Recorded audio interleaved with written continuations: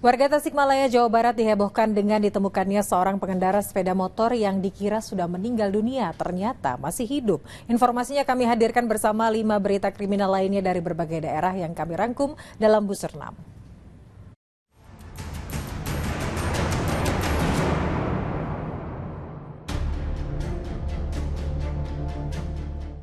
Warga Dusun Tulung Selapan, perbatasan antara Desa Rajabasa Lama, Kecamatan Labuhan Ratu, dan Kecamatan Sukadana, Lampung Timur, Lampung, geger dengan ditemukannya sosok mayat dalam karung. Saat ditemukan, mayat masih tersangkut di sela sepeda motor, tergeletak di kebun jagung.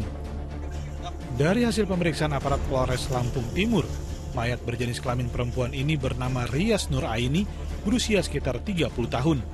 Korban sempat dinyatakan hilang Selasa lalu setelah mengantar anaknya sekolah. Guna kepentingan penyidikan, mayat dibawa ke Rumah Sakit Bayangkara di Bandar Lampung untuk diotopsi. Penghuni ruko salon di Jalan CBD Sektor 9 Bintaro Jaya, Kecamatan Pondok Aren, Tangerang Selatan, Banten, Kamis pagi dikagetkan dengan penemuan mayat yang tergeletak di dalam garasi.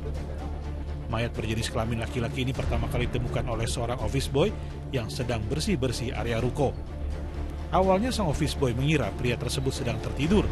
Saat dibangunkan ternyata tidak ada respons dan terlihat bagian belakang kepala mengeluarkan darah. Penemuan ini pun segera dilaporkan ke pihak manajemen dan polisi. Usai diperiksa, mayat selanjutnya dibawa ke Rumah Sakit Fatmawati guna kepentingan lebih lanjut. Seorang pengendara sepeda motor ditemukan warga di sebuah jalan gang dengan posisi tertelungkup di atas sepeda motornya dan menyender ke sebuah tembok. Temuan ini pun langsung menghebohkan warga dan sempat dilaporkan ke polisi. Tim Inafis Polres Tasikmalaya Kota yang mendapat laporan langsung menyiapkan kantong mayat dan memasang garis polisi di sekitar lokasi.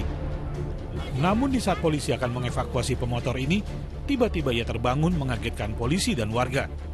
Oleh polisi, pemotor yang diduga kelelahan ini langsung dibawa ke RSUD Tasikmalaya. Seorang warga dusun Ragang, Desa Telanakan, Kecamatan Telanakan, Pamekasan, Madura, Jawa Timur, tewas bersimbah darah di halaman rumahnya setelah dibacok menggunakan celurit oleh sepupunya. Kejadian berawal saat pelaku alim mendatangi rumah korban Rahem untuk menantang duel karena korban dituduh telah berselingkuh dengan istri pelaku. Mendapat tantangan duel, korban menghampiri pelaku dengan membawa pentungan. Pelaku pun lari untuk mengambil celurit yang digantung di sepeda motornya. Setelah terlibat duel, korban terkena sabetan senjata tajam pelaku di tubuhnya hingga tersungkur bersimbah darah. Melihat korban tak bergerak lagi, pelaku melarikan diri ke rumah kepala desa dan oleh kepala desa, pelaku diserahkan ke Polsek Telanakan. Seorang perempuan di Kabupaten Pali, Sumatera Selatan tega menganiaya mertuanya yang telah berusia 88 tahun dengan sebuah kayu. Akibatnya korban pun berteriak kesakitan. Viralnya video ini di media sosial membuat polisi bergerak cepat dan menangkap sang menantu di rumahnya di kawasan Tanding Marga, Kecamatan Penukal Utara, Kabupaten Pali, Sumatera Selatan, Kamis siang.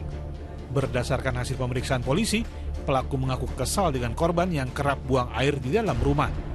Meski pelaku menyesali perbuatannya, polisi tetap akan memproses perempuan berusia 44 tahun tersebut sesuai dengan hukum yang berlaku. 10 pria dibekuk Satuan Reserse Kriminal Polres Lombok Timur karena berkomplot mencuri dan menadah sepeda motor curian di sejumlah wilayah di Lombok Timur, Nusa Tenggara Barat. Para tersangka diciduk Rabu malam di sebuah tempat nongkrong saat sedang berkumpul dan diduga hendak pesta miras. Penangkapan para tersangka berdasarkan informasi pelaku curanmor lainnya yang ditangkap sebelumnya. Dari hasil pemeriksaan polisi, mereka berkomplot mencuri sepeda motor di sejumlah wilayah, kemudian mengirimnya ke Pulau Sumbawa untuk dijual. Sasarannya adalah motor yang diparkir di pinggir jalan, garasi rumah, hingga di pasar tradisional. Dari tangan para tersangka, polisi menyita 6 unit sepeda motor tanpa dokumen yang belum sempat dijual ke luar pulau. Para tersangka terancam hukuman 7 tahun penjara.